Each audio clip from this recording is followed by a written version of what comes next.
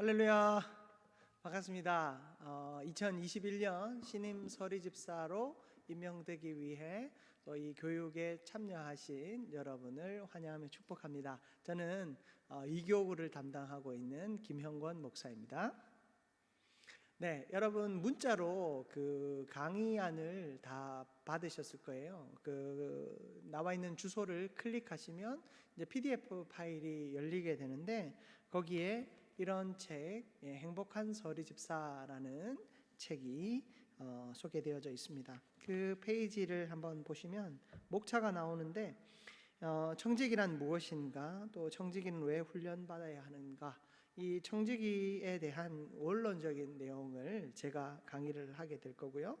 30분 후에 또 이어지는 강의에서는 서리집사란 무엇인가, 또 왕십리 교회의 비전, 이 서리집사로서 또 왕십리 교회의 서리집사로서 여러분들이 어떻게 역할하고 또 세워져야 하는가, 실질적인 부분에 대해서 좀 살펴보게 될 텐데, 이것은 박천수 목사님이 여러분에게 강의를 해 주실 예정입니다. 제가 강의할 부분을 함께 좀 살펴봤으면 좋겠는데요. 먼저 이 청직이란 무엇인가 3페이지입니다. 한번 보시면, 여러분 청직이라고 하는 것, 우리가 일꾼, 교회에서 어떠한 직분을 감당하기 위해서 또 교회에 맡겨주신 일들을 또 교회를 섬기기 위해서 또 우리가 어떤 직무를 맡게 되는데, 그 모든 직무를 사실은 청지기라고 할 수 있습니다. 청지기는 이제 하나님께서 또 하나님의 일을 위하여 세우신 자를 대표하는 것이기 때문에 어쩌면 이제 직분자로서 또 일꾼으로서 어떤 보편적인 이야기를 여러분에게 들려드리게 될 수도 있겠습니다. 하지만 서리집사라고 하는 것은 매년 우리가 임명을 하면서 교회의 여러 가지 일들을 돕는 자로 세워주십니다. 내가 서리집사로 시작하여서 안수집사가 되고 혹은 권사가 되고 혹은 장로가 되게 될 텐데, 이 집사 교육을 통하여서 보편적인 청지기의 역할, 하나님이 원하시는 청지기의 삶이 무엇인가를 우리가 살펴가면서, 아니 이것을 깨닫게 됨으로써 앞으로 교회에 어떤 일들이 주어지더라도 또 하나님의 뜻에 합당하게 우리가 쓰임을 받게 될 수 있으리라 믿습니다. 그런 의미에서 이 교육을 잘 감당해 주셨으면 좋겠습니다. 자, 먼저 청지기란 무엇인가, 이제 구약의 의미부터 살펴볼 텐데, 청지기를 구약의 히브리어로는 아쉐르 알 바이트라고 기록되어 있는데, 굳이 번역을 하자면 집을 관리하는 직책이라고 할 수 있겠습니다. 우리가 흔히 아는 집사, 영화에도 자주 나오고 소설에도 자주 나오는 그 집사라고 하는 말과 의미가 같다라고 보시면 되겠습니다. 구약에 보시면 이 창세기 15장 2절에 보면 이 아브라함의 상속자 다메섹 엘리에셀이 나오는데, 여기에 이 사람을 이제 상속자로 표현하고 있고, 또 창세기 43장 16절에 보면 요셉이 형제 베냐민을 애굽으로 불렀을 때의 내용이 담겨져 있는데요, 어떤 주인의 대리자로서의 역할을 이 청지기로 표현하고 있습니다.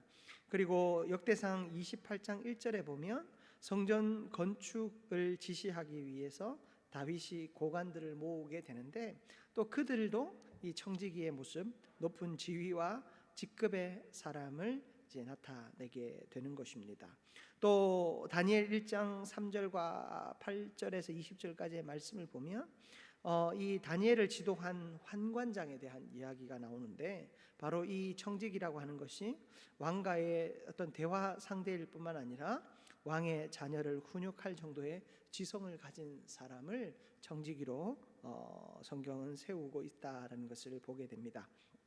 상속자든 대리자든 어떤 높은 지위와 직급에 있는 자든 지성인이든 왕과의 대화 상대이든, 분명한 것은 주인의 재산과 사람을 관리하는 주인의 대리자를 구약 성경에서는 집사 혹은 청지기로 여기고 있다라는 사실입니다. 신약에서는 어떤 의미를 가지고 있는가? 사실 이 친신약의 청지기 역할에 가장 모범이 되는 분은 바로 예수님이실 것입니다. 여러분 4페이지를 보시면 마가복음 10장 45절 말씀에 인자가 온 것은 섬김을 받으려 함이 아니라 도리어 섬기려 하고자 하고 자기 목숨을 많은 사람의 대속물로 주려 함이니라. 예수님께서 이 땅 가운데 오신 것은 섬기기 위해서 오셨다라고 말합니다. 그리고 그 섬김은 어디까지인가? 바로 자신의 몸을 대속물로 내어주기까지, 바로 자신의 인생을, 자신의 삶을 죽음에 내어주기까지 예수님은 우리를 섬기기 위해 오셨다라고 이야기합니다. 청지기를 신약 성경에서는 한 두 가지 단어로 이렇게 사용하고 있습니다. 오이코노모스라고 하는 단어와 아래 문단에 보시면 디아코노스라고 하는 단어로 사용하고 있는데, 보통 청지기라는 말로 번역하는 이 오이코노모스라고 하는 단어는 집을 지킨다, 집을 관리한다, 바로 이 구약의 의미와 비슷하겠고요. 또 다른 의미의 청지기는 이제 집사로 번역하고 있는 디아코노스라고 하는 단어인데, 여러분 이 단어가 디아라고 하는 것은 무엇을 통하여라고 하는 전치사고요. 이 코노스는 콘, 이게 먼지, 흙탕, 여러분 레미콘 이런 거 들어보셨죠? 이게 흙탕, 먼지 이런 것들을 이야기하는 합성 그 단어가 이제 합쳐져서 먼지를 뒤집어 쓰면서 일하는 일꾼이라는 의미를 가지고 있습니다. 청지기는 또는 집사는 주인의 집을 관리하는데 먼지를 뒤집어 쓰며 굳은 일도 마다하지 않는 그런 일들을 하는 사람을 이제 청지기 혹은 집사라고 하는 것입니다. 그래서 조금 정리를 해보면 4페이지 맨 마지막에 보시면, 그러므로 청지기란 우리는 신구약 성경을 통해 청지기가 주인을 대신하여 주인의 소유물을 관리 분배하며 집안의 종들을 관리하고 품삯을 계산해주고 음식 등을 준비하여 손님을 대접하면서 주인의 자녀를 훈육하고 집안의 책임자로서 주인을 섬기며 봉사하는 자라는 것을 알 수 있다라고 이야기하고 있습니다. 자, 그렇다면 이제 이 청지기라고 하는 것을 오늘 우리의 교회의 자리에 한번 적용을 해 보자면, 결국 예수 믿고 거듭나고 구원을 얻은 모든 성도는 하나님의 집에서 일하는 일꾼이요 청지기다라는 사실을 우리가 발견할 수 있습니다. 특히 청지기라고 하는 말은 교회의 모든 크리스천, 예수를 구주로 고백하고 또 구원받은 자들을 가리킨다라고 할 수 있겠죠. 우리는 어떠한 형태로든 청지기입니다. 하나님의 집을, 또 하나님의 교회를 관리하고 또 이 모든 것을 하나님의 뜻대로 또 세워가는 사명을 우리가 받았기 때문이죠. 그래서 이제 내년 신임 서리 집사로 세워지실 여러분들은 바로 이러한 마음으로 내가 어떤 일을 맡겨주시더라도 기쁨으로 하나님의 뜻대로 감당하겠다라고 하는 마음을 가지고 여러분들이 세워져야 하겠다라는 것입니다. 여기 중간쯤 보시면 말씀 있죠. 베드로전서 4장 10절 말씀인데, 각각 은사를 받은 대로 하나님의 여러 가지 은혜를 맡은 선한 청지기 같이 서로 봉사하라라고 이야기하고 있습니다. 각각 은사를 받은 대로 우리가 하나님의 여러 가지 은혜를 맡은 선한 청지기 같이, 선한 청지기는요 하나님께서 각각 성도들에게 다양성을 허락하여 주셨습니다. 그래서 어떤 사람은 청소를 잘하시는 분이 있고, 어떤 사람은 또 찬양을 잘하시는 분이 있고, 어떤 사람은 교사로서 잘 가르치시는 분이 있고, 어떤 분들은 운전을 잘하시는 분들이 있고, 어떤 분들은 이렇게 뒤에 꽃꽂이가 아주 예쁘게 잘 되어 있죠. 이런 봉사들, 여러 가지 교회에 보이지 않는 곳곳을 섬길 수 있는 하나님께서 다양한 은사들을 주셨습니다. 그래서 여러분들은 내가 어떤 은사를 가졌는지 한번 살펴보시기 바랍니다. 나는 말은 잘 못하지만, 노래는 잘 못하지만 내가 또 꼼꼼하게 무언가를 잘 가꾸는 일을 잘한다 라고 한다면 그 역할들로, 나는 또 아이들을 잘 가르치는 역할들을 잘한다, 여러 가지 방법들이 있습니다. 여러분들이 하나님 주신 은사들을 생각하며, 여러분 은사라고 하는 것은 어떤 특별한 선물이 아닙니다. 하나님께서 우리에게 주신 선물은 다 특별해요. 아니, 나 자신이, 여러분 자신이 다 특별하신 분이십니다. 그런 여러분에게 하나님이 주신 것, 그것이 바로 은사요 재능이거든요. 그래서 내가 주의 영광을 위하여 일할 수 있는 모든 것이 은사고 재능이 될 수 있는 것입니다. 그래서 자신 없어 하실 필요도 없고 이것이 가능한가 못한가 그런 거 따져볼 필요도 없습니다. 여러분들 일하고 싶은 마음이 있으시면 언제든지 우리 교육자들에게 오셔서 한번 물어보시기 바랍니다. 교회는 우리가 상상하는 이상으로 많은 일들이 있음을 여러분들이 아시면 여러분들이 어디서든 봉사하고 섬길 수 있으리라 믿습니다. 자, 한번 넘어가서 7페이지를 한번 보시기를 바랍니다. 7페이지를 보면 청지기는 왜 훈련받아야 하는가? 사실 이것은 두 가지 의미가 있습니다. 청지기는 세워지기 전에 먼저 훈련되어져야 합니다. 그리고 세움 받고 나서도 끊임없이 훈련되어져야 합니다. 여러분, 서리집사는 1년에 한 번 임명합니다. 물론 우리가 서리집사가 처음 될 때 이렇게 교육을 통하여서 신임 서리집사로 임명을 받지만, 여러분들 우리는 매월 첫째 주에 청지기 명단이라고 나가는데요, 그 명단에 서리집사들의 명단이 늘 소개됩니다. 그 이야기는 매년 임명식은 따로 하지 않지만 여러분들의 이름을 거기에 기록해서 여러분들을 매년 임명을 하게 되는데, 집사가 매년 임명이 된다라고 하는 것은 매년 자신의 자질과 또 자신의 봉사에 대해서 점검하고 또한 재헌신할 수 있는, 다시금 마음을 다잡을 수 있는 기회가 되시라고 매년 임명을 하고 있습니다. 여러분, 그러한 의미에서 우리는 내가 집사가 된 지 30년이고 40년이고 사실 이것이 중요한 것이 아니죠. 내가 늘 올해 처음 집사가 된 것처럼 섬기고 봉사하고 헌신하는 훈련되고 잘 준비된 자로 서 있을 때 하나님이 더 큰 일, 또 더 큰 일도, 더 많은 일도 하나님이 맡겨 주실 수 있다라는 것입니다. 그래서 우리는 늘 훈련되어지고 준비되어져야 할 것입니다. 자, 여러분 8페이지로 한번 넘어가 보시길 바랍니다. 청지기 훈련의 필요성 있는데 여기 루소가 한 말이 있어요. 식물은 재배에 의해서 자라고 가축은 사육에 의해서 길러지며 인간은 교육을 통해서 성장한다라고 말하고 있습니다. 여러분, 식물은요, 햇볕을 비추고 물을 주는 이 재배의 과정을 통해서 자랍니다. 가축은 사육하죠. 뭡니까? 먹여 살을 찌워 기릅니다. 그런데 인간은요, 햇볕을 많이 비춰준다고 해서 물을 많이 먹인다고 해서 혹은 고기를 많이 먹인다고 해서 자라는 것이 아니죠. 인간은 교육을 통해서 성장한다라고 말하고 있습니다. 마찬가지로 하나님의 거룩한 청지기들은 이러한 영적 훈련들을 계속해서 해가면서 우리가 세워져야 하는 것입니다. 밑에 보시면 하나님의 요구가 있죠. 하나님은 우리에게 명령과 실천을 요구하고 계십니다. 특별히 3번에 보시면 구약의 역사는 에덴 동산에서 시작하여 가나안을 정복할 때까지 훈련으로 일관된 여정이었다. 하나님께서 이 에덴 동산에서 선악을 알게 하는 나무의 실과는 먹지 말라 말씀하신 그 순간부터 언제나 우리 인간이 훈련되어지기를 원하셨습니다. 하나님께서 광야에서 이스라엘 백성들이 그 광야에 40년 동안 유리방황하면서도 그들이 훈련되어지기를 원하셨습니다. 무엇이었겠습니까? 하나님의 말씀에 순종하는 훈련을 하나님이 하고 계셨던 것이죠.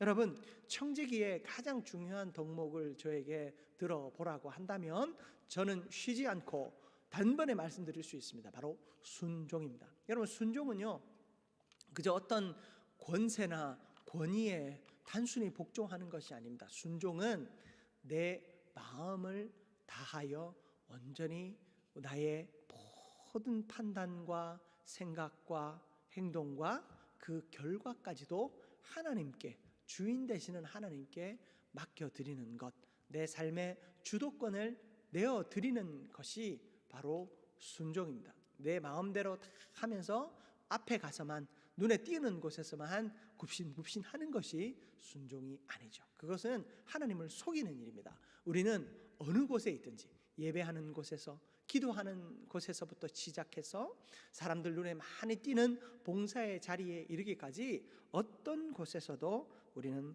겸손히 하나님께서 우리에게 원하시는 그 순종의 삶을 살아가야 하는 것입니다. 이것이 청지기에게 가장 중요한 삶의 자세다라고 할 수 있겠습니다.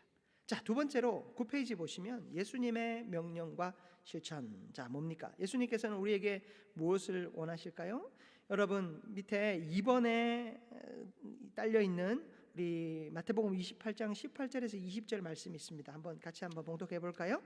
예수께서 나와 말씀하여 이르시되 하늘과 땅의 모든 권세를 내게 주셨으니 그러므로 너희는 가서 모든 민족을 제자로 삼아 아버지와 아들과 성령의 이름으로 세례를 베풀고 내가 너희에게 분부한 모든 것을 가르쳐 지키게 하라. 볼지어다 내가 세상 끝날까지 너희와 항상 함께 있으리라 하시니라. 아멘.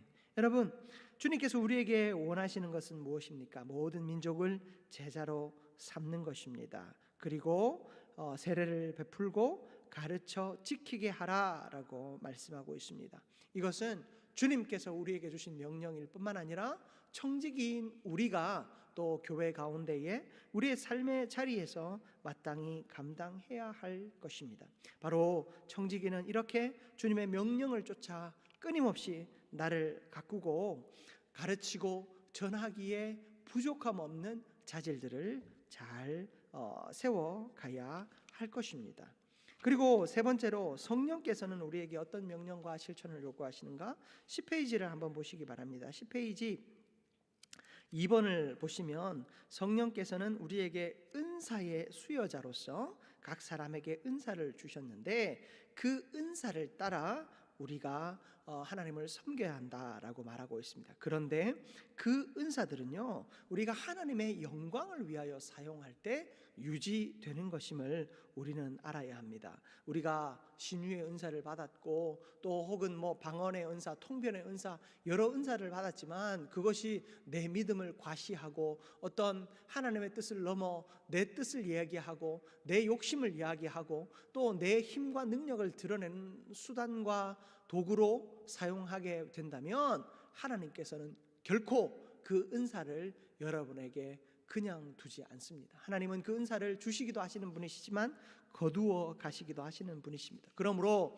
여러분에게 재능이 있다면, 성령께서 여러분에게 은사를 주셨다면 그 주신 은사를 따라 최선을 다해서 섬기고 헌신하고 봉사할 수 있기를 바랍니다. 자, 그리고 이어지는 하나님의 요구에 이어서 성숙한 하나님의 자녀로서의 삶을 위하여 우리는 이런 청지기의 삶을 살아가야 하는데요. 하나님께서 요구하시는 것, 첫 번째는 바로 영성의 성장입니다.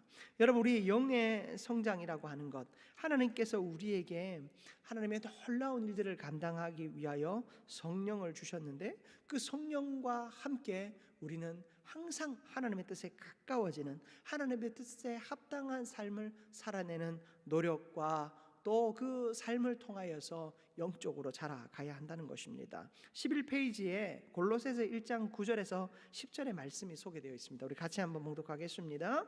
이로써 우리도 듣던 날부터 너희를 위하여 기도하기를 그치지 아니하고 구하노니 너희로 하여금 모든 신령한 지혜와 총명에 하나님의 뜻을 아는 것으로 채우게 하시고 주께 합당하게 행하여 범사에 기쁘시게 하고 모든 선한 일에 열매를 맺게 하시며 하나님을 아는 것에 자라게 하시고. 아멘. 여기에 모든 신령한 지혜와 총명에 하나님의 뜻을 아는 것으로 채우게 하신다라는 것입니다. 우리가 아무리 말씀을 많이 듣고 또 잘 읽고 깨닫는다 할지라도 그 속에 하나님을 아는 지식, 하나님을 경험하고 그 하나님께서 주신 은혜를 맛보아 아는 은혜가 우리에게 덧입혀질 때에 우리의 지혜도 우리의 총명도 의미가 있고 능력이 된다라는 것을 우리는 알아야 할 것입니다. 그렇게 함으로 우리는 주께서 합당하게 여기시는 삶과 헌신의 삶을 살아가고 이어지는 말씀에 선한 일에 열매를 맺게 하시며 하나님을 아는 것에 자라게 하신다라고 말씀하고 있는 것입니다. 여러분, 열매 맺을 수 있는 청지기가 되시길 바랍니다. 그리고 하나님을 아는 것, 하나님을 안다라고 하는 것은 하나님을 깊이 경험하는 것입니다. 은혜를 맛보아 아는 것입니다. 하나님의 은혜를 봉사의 자리를 통해서 경험하고, 봉사를 하다 보니까 하나님께서 나에게 이 신앙의 이러한 기쁨, 또 다른 기쁨, 새로운 기쁨을 주시고, 또 이렇게 봉사와 헌신을 통해서 하나님께서 나에게 또 새로운 은혜를 맛보게 하시는구나, 이런 체험들이 날마다 더하여지는 은혜가 있기를 주님의 이름으로 축복합니다. 그리고 또 이어지는 부분을 보시면, 어떻게 우리가 성장해 갈 것인가, 청지기로서 말씀과 삶의 조화를 통해 또한 성장해 가야 한다라는 것입니다. 여러분, 말씀과 삶의 조화가 없으면, 말씀과 삶이 부조화를 일으키면 우리 인생에는 열매가 없을 뿐만 아니라 세상 사람들로부터는 우리가 위선자로 느껴지게 됩니다.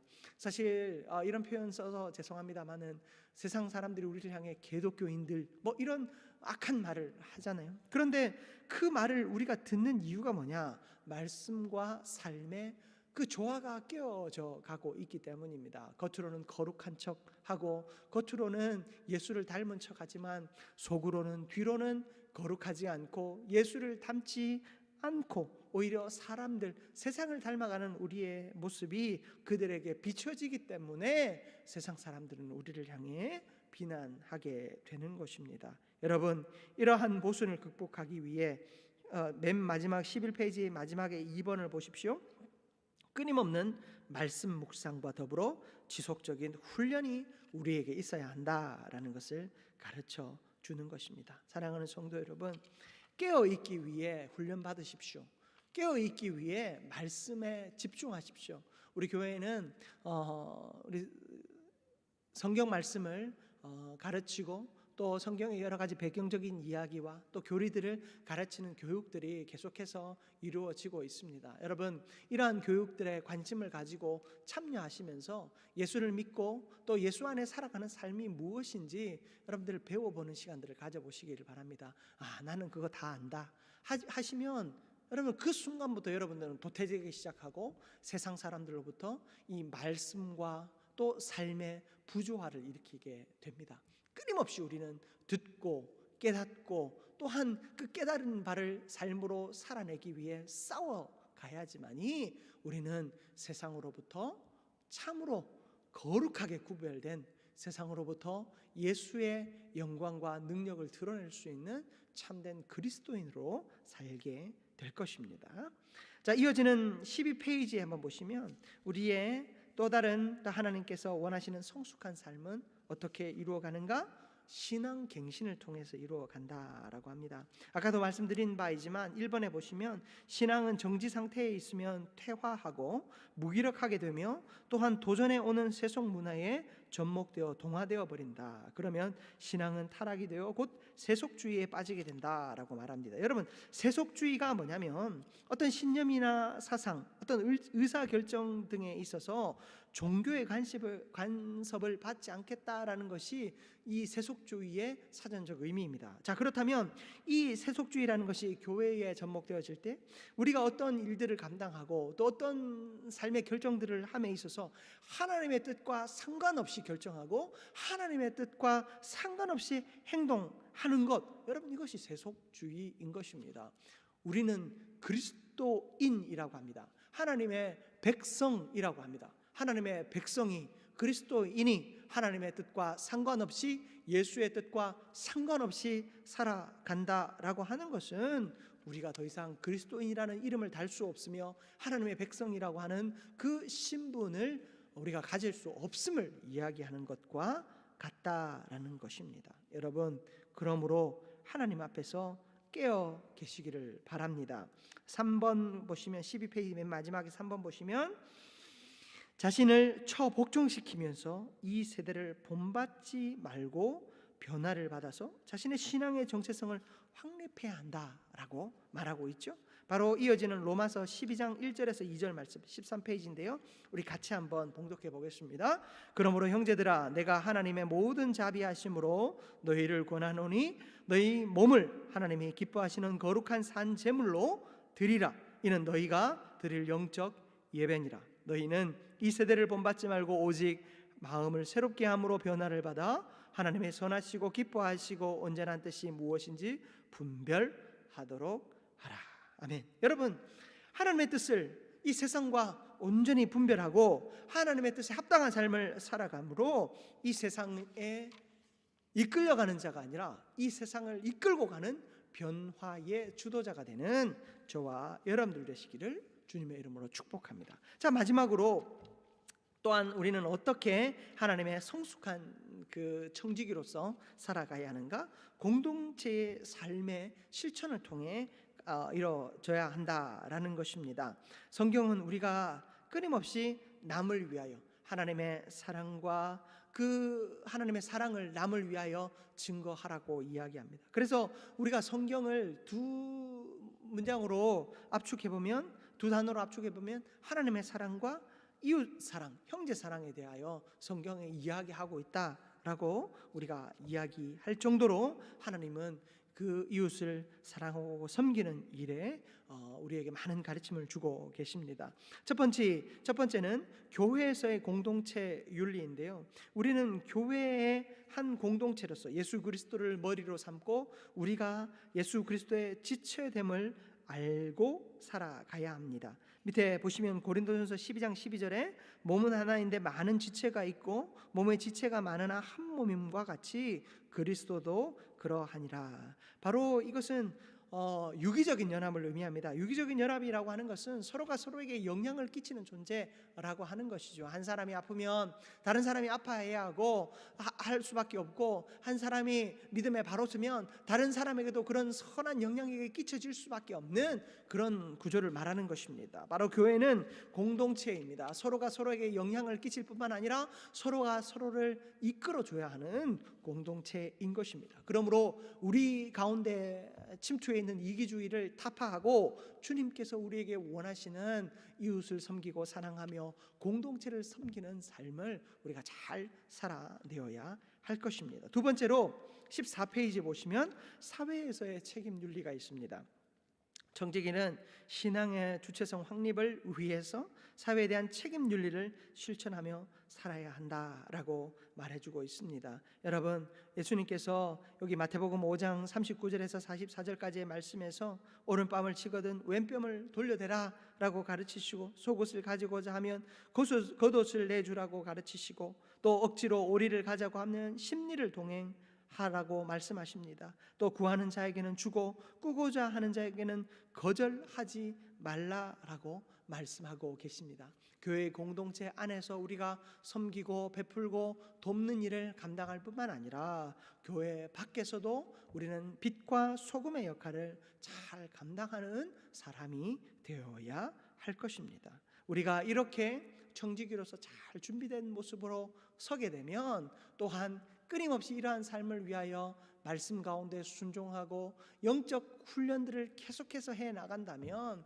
여러분, 저와 여러분은 하나님께서 칭찬하시기에 부족함 없는, 주님께서 입이 마르도록 칭찬하셔도 부족함이 없는 귀한 청지기로 또 서리집사로 서게 될 줄 믿습니다. 우리가 오늘 전한 이 이야기들을 좀 정리해 보고자 합니다. 여러분, 청지기란 무엇입니까? 예수 그리스도 안에서, 하나님 안에서 그 주인의 뜻에 합당하게 주인의 집을 관리하는 역할이 청지기입니다. 주님의 뜻이 무엇인지 찾기 위해 우리는 끊임없이 훈련되어져야 하고, 또한 그 주인의 뜻에 합당하게 일하기 위해 끊임없이 우리를 가꾸어 가야 하는 것입니다. 운동선수가 금메달을 따기 위해 자신의 삶을 절제하며 끊임없이 노력하는 것처럼 저와 여러분은 하나님 안에서 끊임없이 노력하고 헌신하며 하나님이 기뻐하시는 청지기로 세워져야 할 것입니다. 이런 모든 은혜가 저와 여러분의 삶 가운데, 또 여러분의 헌신의 자리에 가운데 가득하기를 주님의 이름으로 축복합니다. 아멘. 제가 잠시 기도하고 두 번째 강의를 소개하겠습니다. 사랑과 은혜가 충만하신 하나님, 감사합니다. 우리를 청지기로 세우시고자 이런 귀한 교육을 허락하여 주셨사오니 이 교육을 통하여 하나님께서 기뻐하시는 집사로 우리를 세워주시고 정말로 잘 훈련된 자로, 아니 끊임없이 훈련되어 성장하는 청지기로 우리를 사용하여 주시옵소서. 감사드리며 예수 그리스도의 이름으로 기도드립니다. 아멘.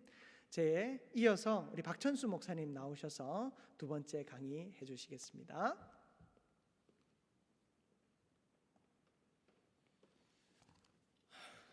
안녕하세요. 박천수 목사입니다. 기도하고 시작하도록 하겠습니다. 하나님 아버지 감사합니다. 오늘도 저희들의 삶 가운데 귀한 은혜 주시고 또 주님께서 저희들을 청지기로 세우시고자 또 이렇게 온라인으로 하나님의 말씀 가운데 교육받게 하시니 감사함을 드립니다. 성령 하나님 이 자리에 함께하여 주시고 저희들의 심령 붙들어 주시사 하나님 청지기에 대해서 배우고 나아갈 때 우리 마음에 결단이 있게 하시고 주님께서 허락하시는 능력으로 청지기로 세운 바 되어서 귀한 사명 잘 감당할 수 있도록 인도하여 주시옵소서. 예수 그리스도의 이름으로 기도합니다. 아멘. 이제 실제적인 얘기를 좀 해보려고 하는데요. 이제 여기서 이제 청지기 훈련을 받으시는 분들은 이제 내년도에 서리 집사로 이제 세워질 거예요. 그러면은 서리 집사가 뭐고 어떤 역할을 감당해야 되고 또 어떠한 모습으로 갖추어져야 하는지 거기에 대해서 한번 이야기를 해보려고 합니다. 여기 나온 내용들을 다 읽으려고 하면은요 너무 시간이 오래 걸리기 때문에 성경 구절 같은 것들은 이제 읽어 보시면 될 것 같고요. 제가 이제 대략적인 내용만을 좀 함축해서 말씀을 드리도록 하겠습니다. 15페이지에 보시면은요 서리 집사란 무엇인가 이렇게 나와 있잖아요. 이 집사의 직무가 왜 생겼냐면은요 이제 초대교회 당시에 이제 지도자가 있었죠. 지금의 목사들에 해당하는 이제 교회 지도자들이 있었고 이제 말씀을 가르치고 이제 하는 가운데 있어서 실제적으로 교회에 많은 이제 봉사의 직무들이 필요했어요. 지금 이제 우리 교회를 보면은 교회마다 각각의 여러 봉사 파트가 있고 해야 될 일들이 있듯이 그때 당시에는 이제 여러 가지 일들을 해야 됐었거든요. 그러다 보니까 그 일들을 감당하는 이제 장로들이 세워졌어요. 근데 장로들의 숫자가 많지가 않잖아요. 그렇다 보니까 그 안에서 일들을 진행하는 데 있어서 어려움이 좀 있었습니다. 뭐 간략하게 말씀을 드리자면은 그때 당시 교회가 하던 일 가운데 이제 대표적인 일 하나가 이제 그 구제였는데 구제 중에서 이제 헬라파 과부가 있었고요. 이제 히브리파 과부들이 있었는데 여기서 이제 구제를 하다 보니까 이제 공정하게 못 된 거예요. 그러니까 안에서 이제 막 항의가 들어오기 시작을 합니다. 누구는 많이 주고 누구는 적게 주고 그러다 보니까 그게 사실 일손이 부족해서 그랬던 거거든요. 그래서 그 장로들을 도와가지고 그 교회 일들을 이제 감당할 수 있는 사람들을 이제 세우기 시작을 했는데 그래서 이제 집사가 생겨났다라고 하는 거죠. 그래서 우리가 이제 교회에서 보면은 이제 안수 집사들이 있죠. 이 안수 집사는요 일반 서리 집사하고는 조금 다릅니다. 안수 집사는 항존직이에요. 남자들만 받는 건데 우리 여자분들은 나중에 권사의 직분이 있죠. 이제 이 항존직이라고 하는 것은 한번 받으면은 쭉 유지가 되는 겁니다. 근데 이제 우리 지금 청지기 교육 받으시는 분들이 세워질 이제 서리 집사는요 임시직입니다. 그러니까 임기가 1년이에요. 1년인데 그럼 1년하고 끝납니까? 아닙니다. 교회가 이제 연말이 되면 당의 결정에 따라서 이제 매년 연장이 되는 거예요. 1년씩 이제 연장이 되는 부분인데요. 뭐 특별히 뭐 큰 일이 있지 않는 이상은 그냥 자동적으로 갱신이 된다라고 보시면 이제 될 것 같고요. 그럼 서리 집사의 직무가 안수 집사랑 다릅니까? 권사랑 다릅니까? 그렇지 않습니다. 대동소이합니다. 거의 비슷하다라고 생각을 하시면은 될 것 같아요. 자, 여기서 우리가 한 가지 알아야 될 게 그러면은 교회 집사가 있고 안수 집사가 있고 이제 뭐 권사가 있고 그리고 뭐 장로가 있고 이렇게 여러 가지 직분이 있는데 이 직분이 어떤 수직적인 부분이 아니라고 하는 거예요. 계급적인 부분이 아니고요. 또 명예직도 아니라고 하는 거예요. 각각의 역할에 따라서 다른 직분이 주어지는 것이지 어떤 수직적으로 생각해야 될 그런 부분이 아니라고 하는 것입니다. 집사는 어떤 사람이 집사냐? 이제 한자로 보면 일을 잡아서 하는 사람이라고 이렇게 나와 있습니다. 일을 잡아서 하는 사람이라고 나와 있고 또 이제 16페이지 다음 장 넘어가 보면은 이제 헬라어 디아코노스에서 이제 유래가 됐다. 이거는 뭐예요? 하인. 시중 드는 사람, 남을 섬기는 사람을 이야기합니다. 그러니까 집사라고 하면은 이제 어떤 역할이에요? 이제 다른 성도를 이제 섬기는 것. 또 교회 대내외적으로 다른 지체를 섬기는 사람, 봉사자라고 이렇게 인식을 하시면은 가장 바를 겁니다. 자, 그러면은 어떤 사람이 집사가 될 수 있냐에 대한 집사의 자격의 부분이 있는데요. 아까 말씀드린 이제 항존직인 안수 집사가 있어요. 안수 집사는 보통 30세 이상, 이제 흠이 없는 세례 교인. 그리고 보통 이제 집사가 되고 나서 뭐 교회마다 다르지만 3년이나 5년 일정 기간이 지나고 나서 그 다음에 이제 자격이 되어지면은 이제 교인들의 이제 선거 투표로 통해서 이제 선출되는 사람이고요. 이제 서리 집사는 만 26세 이상에서 이제 교육을 통해서 이제 세워지는 임시직입니다. 그렇게 생각을 하시면 되고요. 성경에서는 집사의 자격을 첫 번째 믿을 만하고 성령과 지혜가 충만한 사람이어야 한다 이렇게 되어 있으면서 밑에 성경 구절을 한번 읽어보세요. 사도행전 6장 3절 말씀에 의거한 건데요. 이 사도행전 6장은요, 이제 우리가 잘 알고 있는 우리 스데반 집사님이 선출되었을 때 7집사를 뽑잖아요. 그때 집사를 뽑는 기준입니다. 그러니까 지금으로 보면은 안수 집사의 기준이 아닙니까? 라고 우리가 생각해 볼 수 있는데 안수 집사나 일반 서리 집사 똑같아요. 그렇게 생각을 하시면 될 것 같아요. 그래서 항상 성령님을 의지하면서 성령님의 인도하신 대로 순종하는 사람, 주님께서 허락하시는 지혜가 충만한 사람이어야 한다라고 이렇게 성경에 기록이 되어 있고요. 두 번째, 말에 신중하고 음주하지 아니하며 부정한 이익을 멀리해야 된다. 부정한 이익을 멀리해야 된다. 이건 누구나 동의할 수 있는 내용이죠. 근데 여기서 이제 우리의 마음을 약간 불편하게 하는 것이 음주하면 안 된다라고 하는 말이에요. 근데 성경 말씀 디모데전서 3장 8절에 보면 뭐라고 나와 있냐면은 술에 임박이지 아니하고, 그러니까 술에 중독되지 아니하고, 이런 뜻으로 이해를 할 수가 있는데, 목사님 그러면은 술 마시면은 집사가 못 되는 겁니까? 이렇게 이야기할 수 있어요. 사실 술을 마시고 안 마시고의 문제는 구원에 직결되어 있지 않습니다. 구원에 영향을 주지 않아요. 사실 우리가 구원은 뭘로 받습니까? 술을 마시고 안 마시는 어떤 행위로 받는 게 아니잖아요. 구원은 예수 그리스도를 구주로 영접했느냐, 그러니까 주님을 향한 믿음이 내 안에 있느냐 없느냐로 구원받는 것이지, 어떤 이런 외적인 행위의 문제는 다음 문제입니다. 그러면 사실 우리나라에 맨 처음에 기독교가 전파되어졌을 때, 이제 선교사님들이 들어왔을 때 그 선교사님들이 이제 술을 마셨을까요? 안 마셨을까요?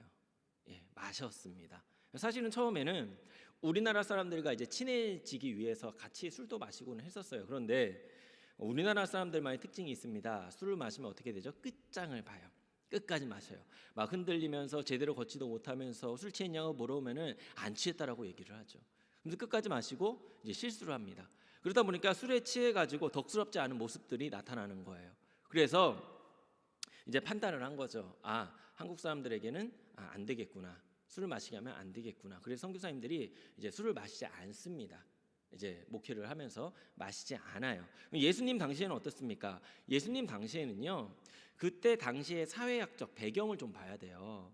이게 물이 이렇게 풍족하지 않았어요. 그리고 물을 이렇게 지하수에서 끌어올리면은 어땠냐면 석회질이 있는 미끌미끌한 물이었습니다. 그냥 마실 수가 없었죠. 반면에 포도 농사는 상당히 잘 되었어요. 그래서 1년치 포도를 이제 수확하게 되면은 이제 포도를 이제 짜 놓죠. 이제 포도즙이라고 하는데, 그걸 이렇게 짜놓고 이제 물 대신 마시기 시작을 했던 거예요. 그러다 그게 발효가 되면 포도주가 되는데, 그렇다 보니까 사실 포도주는 이제 알코올 성분이 있으니까 이제 물로 희석시켜서 이렇게 마시고는 했습니다.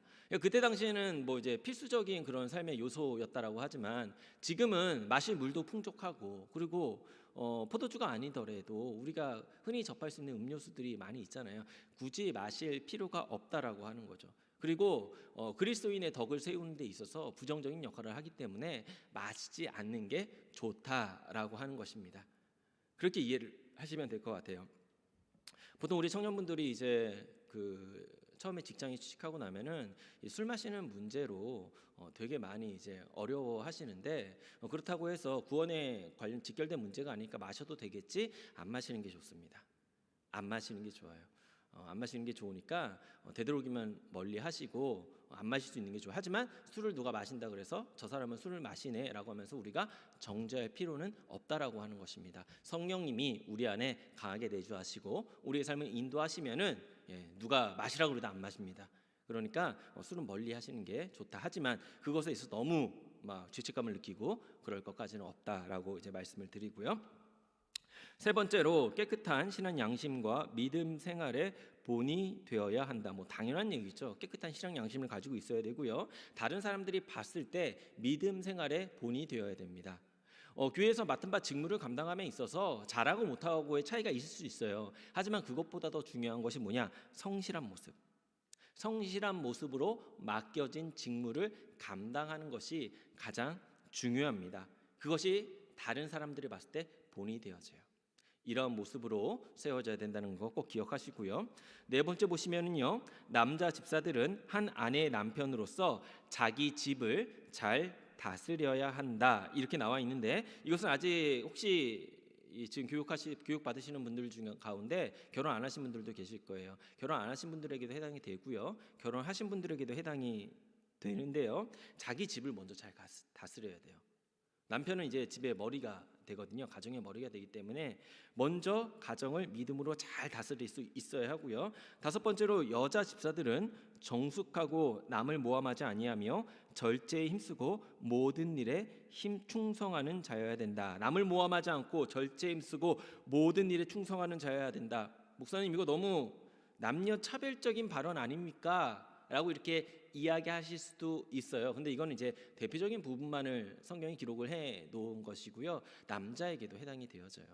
사실 네 번째 사항도 남자들에게만 해당이 되어지는 것이 아니라 우리 여자분들에게도 해당이 되어집니다. 그러니까 이 네 번째, 다섯 번째 이 자격은요, 모든 사람에게 해당이 되어진다라고 생각을 하시면 될 것 같고요. 여섯 번째 보시면은요, 로마서에 등장하는 여집사 베베의 경우에는 교회 개척과 사도 바울의 성격에 큰 기여를 하고 있습니다. 우리가 보통 서리집사 그러면은 뭐 교회에서 가장 뭐 낮은 직분 뭐 이렇게 생각하시는 분들이 계신 것 같아요.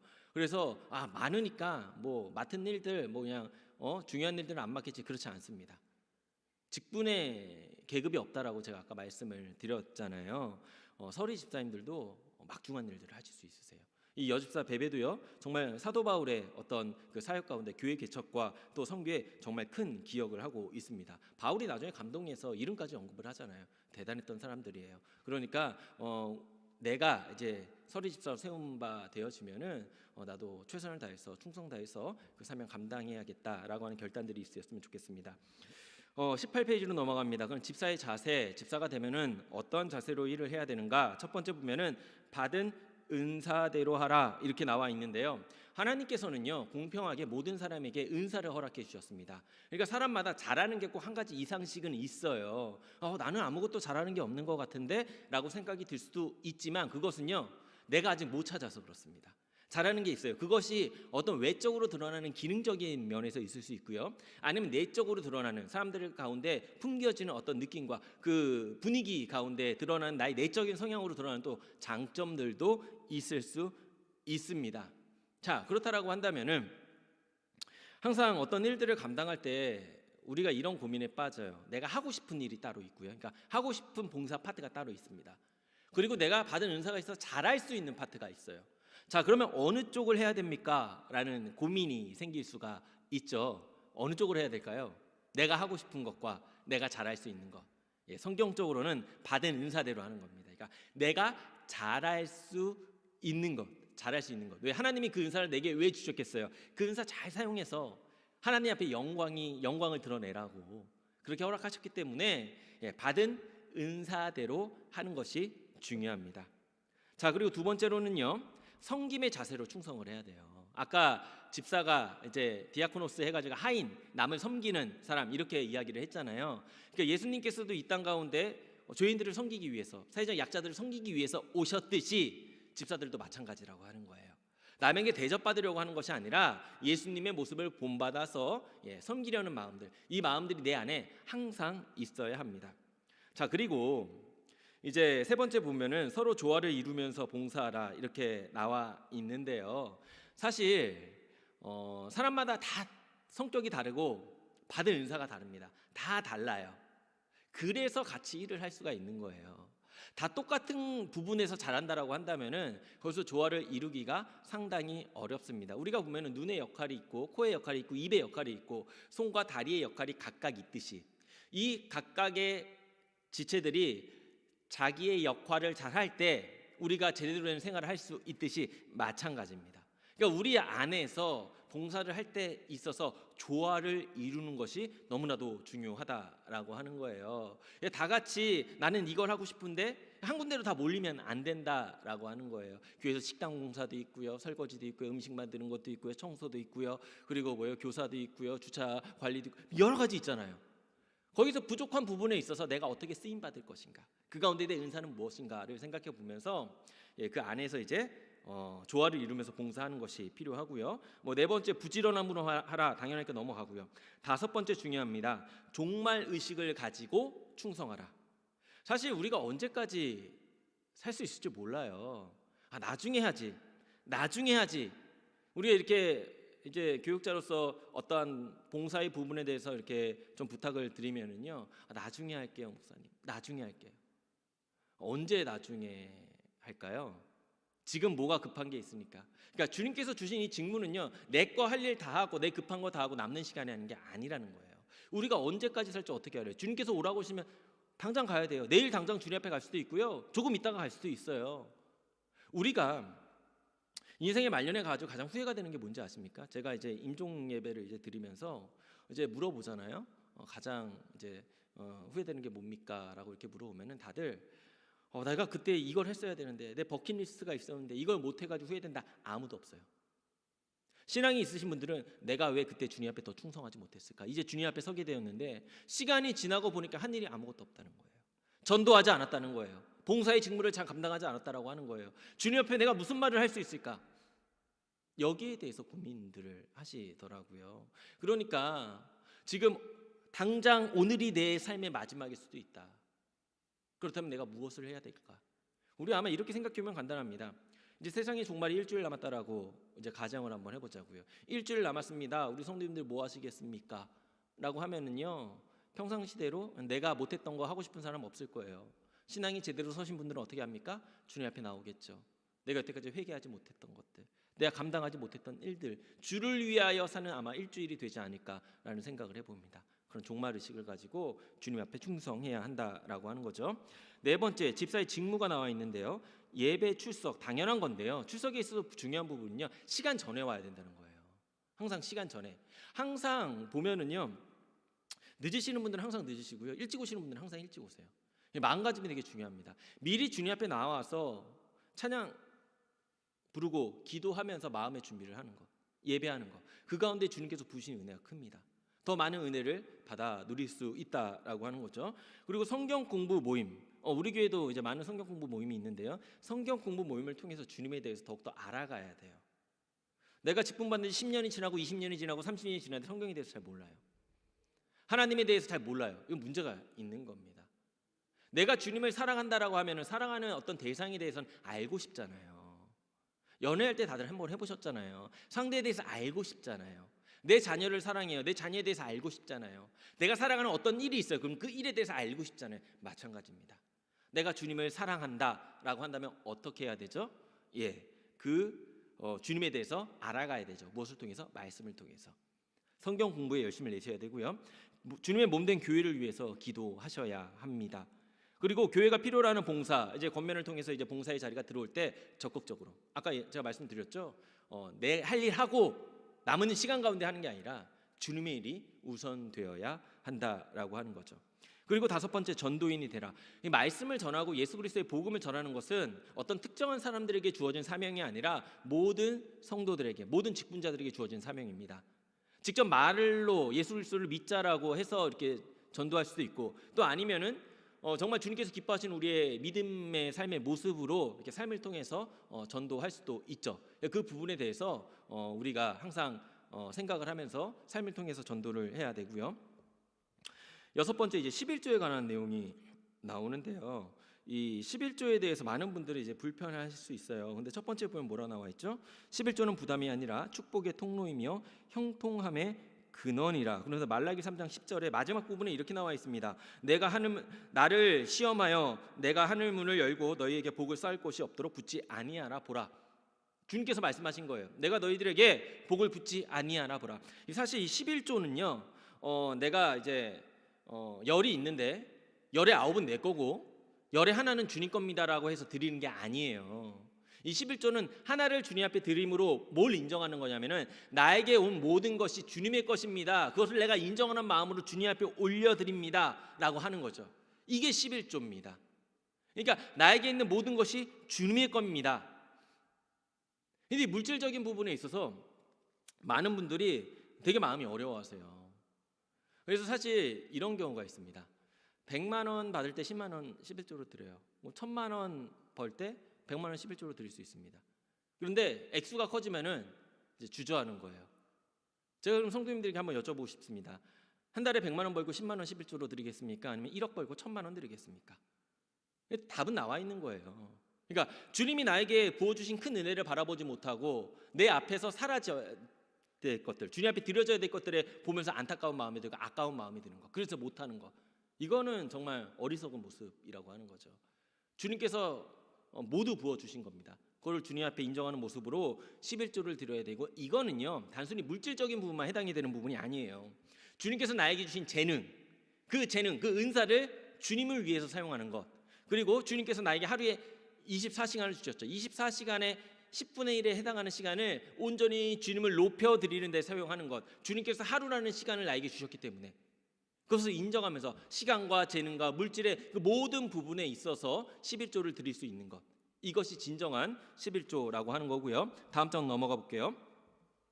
정직한 11조를 드려야 된다 이렇게 나와 있는 무슨 얘기냐면요, 이게요 11조를 드리기는 드리는데 이제 11조를 드리면 다른 사람은 몰라도 이제 재정위원들을 알잖아요. 그러니까 남들이 내가 얼마 소득이 얼마인지를 밝히고 싶지 않은 거예요. 그러다 보니까 뭐 여기 나와 있죠. 300만 원을 벌었는데 15만 원을 11조로 드리고 3만 원은 성교원금, 2만 원은 감사원금, 10만 원은 건축원금, 이렇게 30만 원을 드리기는 드려요. 10분의 1을 드리기는 드리는데 각 항목을 세분화해서 드린다라고 하는 거죠. 이거 아니라는 겁니다. 11조는 성도의 의무예요. 주님께서 정하신 것입니다. 그렇기 때문에 주님 앞에 당연히 올려드려야 되고, 그리고 자발적인 헌금이 있죠. 감사헌금이라든지 어떤 건축헌금이라든지, 이건 자발적으로 자원해서 드리는 건 따로 구분을 해야 된다라고 하는 거예요. 그러니까 이거를 섞어가지고 어쨌거나 총액만 맞춰서 드리면 되지, 이거는 잘못됐다라고 하는 것입니다. 그리고 11조를 다른 교회로 보내시는 분들이 있는데 그렇지 않아요.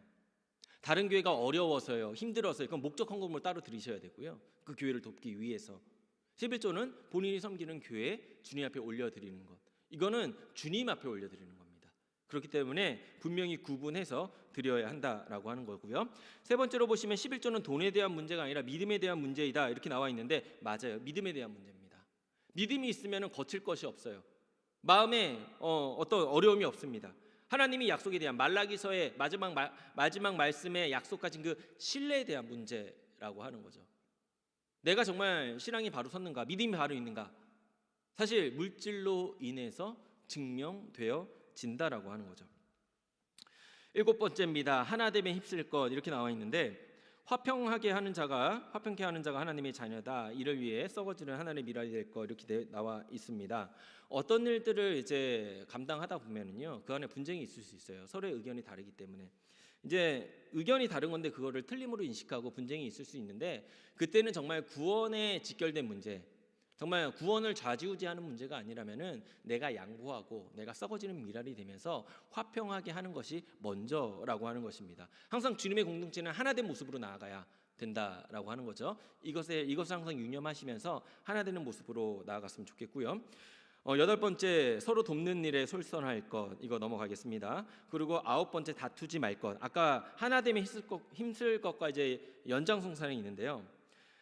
첫 번째로 하나님과 다투지 말 것. 아유, 누가 하나님과 싸우겠어요? 아니요, 있어요. 내가 주님 앞에 기도했는데 주님께서 안 들어주신다 이거예요. 그러면서 주님과 싸우시는 분을 봤어요. 기도하는 가운데. 특히 금식 기도하시는 분들 가운데 이런 분들이 있습니다. 하나님, 내가 이제 40일 금식 기도 들어갑니다. 내가 이 기도 제목을 가지고 들어가는데 주님 준비하세요. 내가 요익당하고 들어가면은 주님 응답하셔야 돼요. 40일째 딱 끝날 때 주님 응답하셔야 돼요. 근데 주님께서 응답하시지 않으셨어요.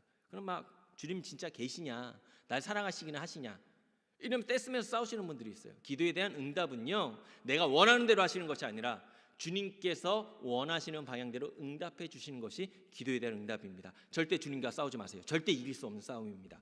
두 번째로, 주의 종과 싸우지 말 것. 주의 종들, 주님께서 사용하시는 주님의 지팡입니다. 그렇기 때문에 정말 주의 종이 말씀에 위배되어서 엇나가면은 그건 다른 케이스겠지만, 잘못된 점을 이야기해 줄 수 있고 지적할 수 있겠지만, 말씀대로 나아가는데 내 생각대로 되어지지 않는다라고 해서, 내 마음이 불편하다고 해서 주의 종과 싸우시면 절대 안 됩니다. 안 되고요. 그리고 세 번째, 형제와 다투지 말 것. 그러니까 우리 안에서 공동체 가운데 다투면 안 된다라고 하는 거예요. 서로 싸우고 나서 마음이 불편해요. 그래서 주님 앞에 회개하면 될까요? 회개하기 전에 먼저 해야 될 게 있죠. 먼저 그 형제와 화해를 해야 됩니다. 그리고 주님 앞에 회개해야 돼요. 그러니까 어떤 사람과의 관계가 막히면은 주님하고도 관계가 막혀요. 이것을 항상 기억하시고 형제와 다투지 말고 화해하면서 사이좋게 지내면서 그렇게 하나됨에 힘써야 한다라고 하는 거죠. 10번째, 목회자를 도울 것 넘어가겠습니다. 다음 장 넘어가면은요, 집사의 축복이 있습니다. 경건한 자녀를 두게 되고 아름다운 지위를 얻게 되고 믿음의 큰 담력을 얻게 됩니다. 읽어보시면 될 것 같고요. 집사의 모범이 나와 있고요. 스데반 집사의 순교, 이렇게 주의 일들을 감당하다가 이제 순교하신 스데반 집사님 나와 있고요. 다음 장 넘어가면 아까 말씀드렸던 사도 바울의 이제 선교 사역과 교회를 개척하는 데 있어서 이제 큰 도움을 주었던 여집사 베베가 나와 있는데 이 두 분에는 읽어보시면 될 것 같습니다. 25페이지 넘어갑니다. 왕십리 교회 비전. 우리 교회는 오래됐죠. 115년 이렇게 되었는데요. 우리 왕십리 교회에 이제 정말 건강한 교회입니다. 한국 교회에서 역사가 있는 교회고 정말 그 건강한 교회인데, 그럼 어떤 교회냐? 비전을 한번 볼까요? 첫 번째 보면은 복음과 증거의 공동체. 다음 장 넘어갈게요. 양육과 훈련의 공동체, 예배와 사역의 공동체, 선교와 전도의 공동체, 사랑과 봉사의 공동체, 이렇게 기록이 되어져 있습니다. 제가 그래도 목사니까 이제 동기 목사님들도 많이 있거든요. 그러다 보니까 한국 교회 이제 많은 교회들의 상황을 알고 있고 얘기를 수시로 듣습니다. 근데 우리 왕십리 교회는 정말 안정된 교회입니다. 정말 말씀에 바로 서서 기도함으로, 봉사함으로, 전도함으로 정말 성경에서 정해놓은 바를 이렇게 실천하려고 힘쓰는 교회고요. 좌로나 우로나 치우치지 않는 교회예요. 안정적인 신앙생활을 할 수 있는 그런 교회입니다. 그런 교회라는 사실을 분명히 인식하시고, 오늘 본문에 이 책에 기록된 양육과 훈련의 공동체, 예배와 사역, 선교와 전도, 사랑과 봉사, 복음과 증거의 공동체라는 사실을 잘 아시고 신앙생활 잘 하셨으면 좋겠고요. 여기까지가 이제 교육의 내용이고요.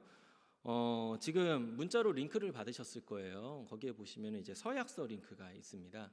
그 서약서 링크를 다운 받으셔서 프린팅을 하신 후에 거기다가 이제 날짜하고 사인하시고 사진을 찍어서 이제 교구 전도사님들에게 이렇게 문자로 보내주시면 됩니다. 그렇게 보내주시면 교육을 받은 것으로 이제 이수 처리가 되어지고요. 만약에 나는 이제 프린터기가 없어서 프린터하기가 좀 어렵다라고 하시는 분들은 이제 교구 전도사님들에게 따로 문의를 드리시면은 교구 전사님들이 이제 하시는 방법에 대해서 이제 말씀을 드려 주실 거예요. 그렇게 해가 진행하시면은 이제 서리 집사 교육을 마친 것으로 그렇게 인정이 됩니다. 교육 받으시느라고 수고하셨습니다. 자, 기도하고 마치겠습니다. 하나님 아버지, 부족한 저희들을 택하여 주셔서 하나님의 자녀 삼아 주시고 또 주님의 귀한 사명 맡기시려고 청지기 교육으로 나아가게 하심에 감사함을 드립니다. 저희들의 모습을 돌이켜 볼 때 너무나도 부족하고 능력 없지만 믿는 자 안에서 능력 주실 주님을 기대하면서 주님 앞에 나아갑니다.